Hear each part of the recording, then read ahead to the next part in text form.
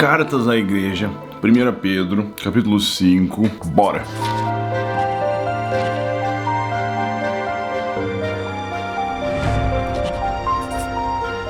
Sobre os jovens e os mais velhos, a humildade e o dever de estar atento. Portanto, suplico aos presbíteros que há entre vós, eu que sou presbítero com eles, testemunha do sofrimento de Cristo e participante da glória que será revelada, pastoreai o rebanho de Deus que está entre vós, cuidando dele não por obrigação, mas espontaneamente, segundo a vontade de Deus, nem por interesse em ganho ilícito, mas de boa vontade, nem como dominadores dos que vos foram confiados, mas servindo de exemplo ao rebanho. Quando o Supremo Pastor se manifestar, recebereis a imperecível coroa de glória. Então, para quem vai cuidar do rebanho de Cristo, porque a vinha dele, as ovelhas são dele, esse rolê é dele, quem vai cuidar do rebanho de Cristo deve fazer isso de uma maneira correta, não por obrigação. Porque quando você está fazendo pela obrigação, você já perdeu o princípio do amor e da generosidade. O que nos lembra que isso aqui não é um trabalho, não dá pra ver isso aqui na base do CLT. Embora, entenda o que eu tô dizendo. Isso aqui é uma nobre vocação, isso aqui é um chamado espiritual, não é só bater tabela.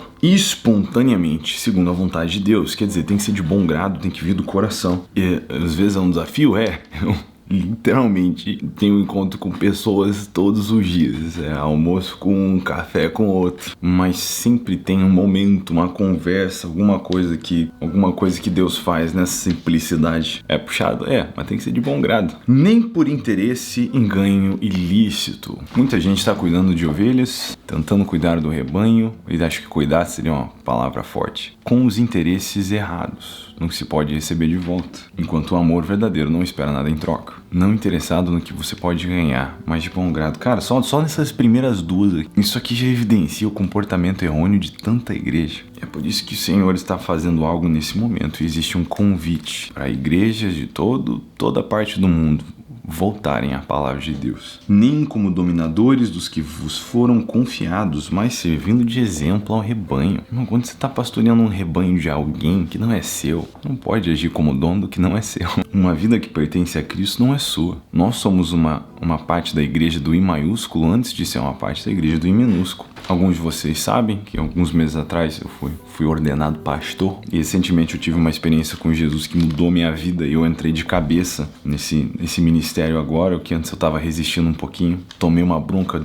de GG por ter desprezado o ofício, desprezado a unção. Não estava querendo fazer isso, só estava fazendo por obediência, mas de algum jeito. Mas nesse encontro sobrenatural que eu tive um mês atrás, pude me arrepender da minha ofensa e trazer o meu coração, e agora eu tô realmente me derramando no que o Senhor chamou a gente fazendo nessa estação, dando meu coração, sassagueou. Muito disso é novo pra mim, mas como uma nova comunidade da fé e alguém que é novo no ministério, no pastoreio, eu não só tenho bons exemplos que eu posso seguir, mas em primeiro lugar a palavra de Deus que define o caminho no qual eu devo andar. E essa é a maneira que nós fazemos as coisas. Eu sei que não é a realidade de toda a igreja, nós temos o privilégio de ter um time bivocacional, todo mundo vendendo suas tendas para servir o ministério sem despesa. E isso deixou uma noção muito clara no coração da nossa comunidade de que esse cuidado não é algo que se faz esperando algo em troca. Até porque nada se recebe, embora seja lícito receber. Nossa comunidade optou por não fazer isso, para que o evangelho possa ser pregado livre de escândalos àqueles que se escandalizam até com o que é lícito biblicamente falando. E vale a pena? Para nós tem valido, foi a nossa direção, E hoje a coisa que é pequena o suficiente, que a gente não precisa de ninguém em tempo integral nisso. É uma pequena comunidade e as coisas têm funcionado assim. Mas nós somos jovens, começando agora, então longe de nós tentarmos colocar a nossa comunidade como referência. Quando a gente estiver fazendo isso bem por 10 anos, aí a gente fala sobre isso, Mas não temos 2 anos de igreja, então cedo para falar sobre, mas o que eu tenho percebido é que na tentativa de praticar isso aqui, as coisas vão muito bem. As pessoas podem sentir acolhidas sem sentir machucadas. E nós lembramos as pessoas constantemente que esse rolê não é nosso. Então imagina se igrejas pudessem verdadeiramente, se pastores, aqueles que cuidam de outros, pudessem verdadeiramente não estar interessados no que podem ganhar ilicitamente, mas fizessem isso de boa vontade. Se não fizessem isso por obrigação, mas por boa vontade. E não sendo dominadores do rebanho, entendendo que não são donos da vida de ninguém, mas liderando pelo exemplo. Se esse não foi o exemplo nem de Jesus, eu não sei de onde a gente tira a ideia de que um presbítero podia agir de modo diferente, mas esse é o convite que nós temos da parte do Senhor, de seguir o seu estilo de liderança. Do mesmo modo, vós, os mais jovens, sujeitai-vos aos presbíteros, tende todos uma disposição humilde uns para com os outros, porque Deus se opõe aos arrogantes, mas dá graça aos humildes. Portanto, humilhai-vos sob a poderosa mão de Deus, para que... Muito forte. Humilhai-vos sobre a poderosa mão de Deus. Sua mão certamente é poderosa. Para que ele, ao seu tempo, vos exalte, lançando sobre ele toda a vossa ansiedade, pois ele tem cuidado de vós. Toda a sua ansiedade tem um destino. É o Senhor. Por que você lança toda a sua ansiedade sobre ele? Porque ele tem cuidado de você. Toda a ansiedade que é espiritual o suficiente, toda a ansiedade que é dentro dos assuntos designados à igreja, não, toda a sua ansiedade, não grande parte dela, toda ela, deve ser lançada sobre o Senhor, porque ele tem cuidado de vocês. Tende bom senso, estai atentos. O diabo, vosso adversário, anda em derredor, rugindo como leão, que procura quem possa devorar. Resisti-lhe firmes na fé, sabendo que os mesmos sofrimentos estão acontecendo entre vossos irmãos no mundo. É um consolo saber que a gente não está sofrendo sozinho. Mas um comentário meio nerd aqui, para vocês, Scatoboys e Scatogirls. Essa aqui é uma das passagens que me faz rejeitar fortemente a visão amilenialista, né, de que nós já estamos dentro de uma espécie de milênio desfigurado. É porque nele, algo marcante sobre esse período, como nós vimos em Apocalipse, seria, né, a prisão do diabo e a sua remoção, a remoção da sua influência por um período milenar. E na visão milenialista não é um milênio, é um não literal. E, obviamente, então, nesse momento o diabo já estaria preso, mas Pedro diz que ele está solto à espreita que nem um leão que quer devorar. Isso, pra mim, não parece um diabo preso. Mas, enfim... Fim do parênteses nerdola para os Scatoboys e Scatogirls. E o Deus de toda a graça que em Cristo vos chamou a sua eterna glória, depois de haver sofrido um pouco, ele mesmo vos haverá de reabilitar, confirmar e fortalecer e alicerçar. A ele seja o domínio para todo sempre. Amém. Por intermédio de Silvano, que considero nosso fiel irmão, escrevo de forma abreviada, exortando... Abreviado, foi com pressa, mas caprichado. Exortando e testemunhando que essa é a verdadeira graça de Deus, nela permaneceis firmes. Aquela que é coeleita convosco, que está na Babilônia, vos cumprimenta, como também meu filho Marcos. Cumprimentai-vos uns aos outros com beijo de santo amor. Paz seja com todos vós que estáis em Cristo. Amém. Assim concluímos 1 Pedro, capítulo 5, e nos preparamos agora para uma segunda cartinha de Pedro, quer dizer...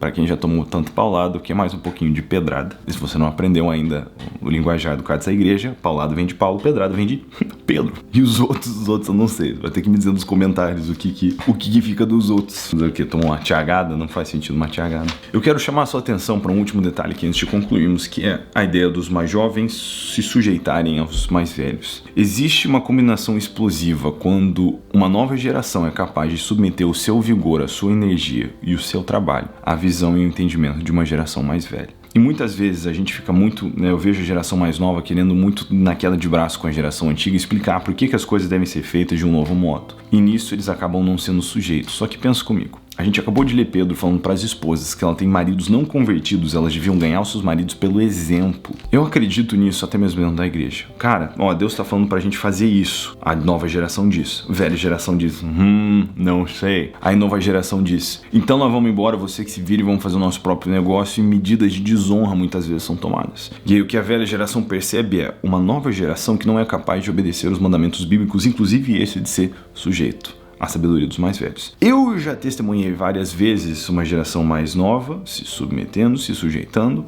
e então a velha geração dizendo de fato Deus está com vocês, porque como a gente pode esperar que Deus esteja, né, com aquele que se recusa a obedecer a Deus? Não faz sentido. Então paciência na sujeição. E eu acho que assim, até um bom exemplo disso é o que a gente está vendo no Roots, né? Quem não sabe, eu tô pastoreando o Roots Church, que é um negócio interessante de quem... Meu pai pastoreia uma igreja, meu sogro pastoreia outra, e de algum modo eu tô pastoreando uma nova igreja. E como isso aconteceu?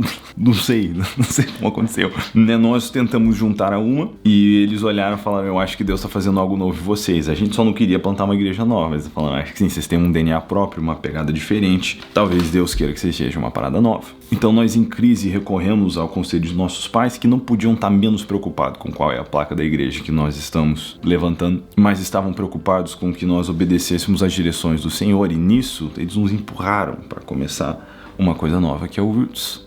E faz sentido hoje a gente ver que de fato Deus está naquilo ali, mas a gente não tentou fazer isso, nós fomos sujeitos e escutamos Deus falando através de uma outra geração, confirmando isso com várias maneiras. E sinceramente, várias vezes eu ainda flerto com a ideia de que dá pra fazer o retorno a uma delas, porque nós amamos demais o que Deus tem feito nessas igrejas, mas quanto mais eu oro, mais parece que o nosso rolê tem que ser uma parada nova mesmo. E eu tô buscando entender isso, nem sei se ficar falando sobre essas coisas abertamente, ainda mais um exemplo, né? Que quando Deus quer fazer uma coisa nova, isso não precisa terminar num racha, numa treta, numa briga. Cada um vai responder sobre a sua parte e eu preciso ser fiel com a minha. A minha, como jovem, é ser sujeito à visão dos mais velhos e entender o lugar que eu fui colocado. Então, sei lá, algo para se pensar. Deus abençoe, a gente se vê no próximo vídeo.